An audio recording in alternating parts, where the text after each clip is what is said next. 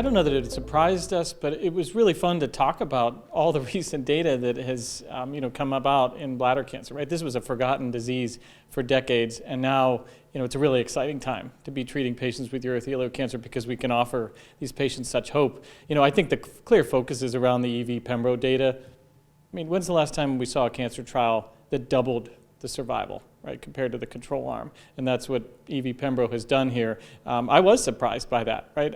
I'm the biggest, supporter or proponent of EV because I've seen how it can resurrect patients, and I didn't even expect that it would do that well.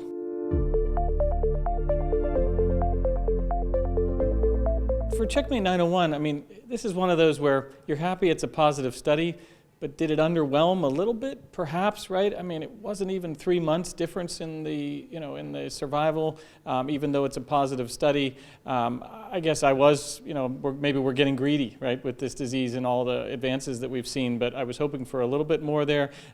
You can't ignore the fact that, though, it's a positive trial, and I think maybe the biggest takeaway for me with that trial is that I think now we've seen over and over again that there's a clear signal that you need to give patients with metastatic urothelial cancer an active immunotherapy for at least some period of time after you cytoreduce, right? And we're probably going to be cytoreducing now with the EV-Pembro combination, and then we know, at some point probably the EV gets dropped because of dose-limiting toxicities, but then you have that maintenance idea with the Pembro in that arm.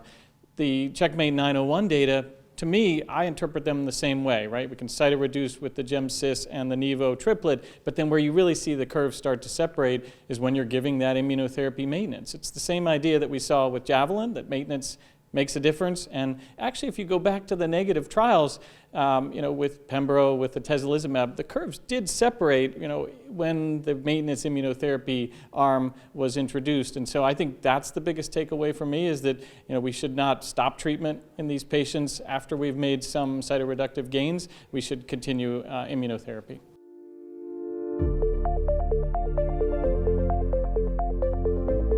I think the future of urothelial cancer is bright in that I think our best drug, which is EV, is going to probably be moved earlier in the course of disease.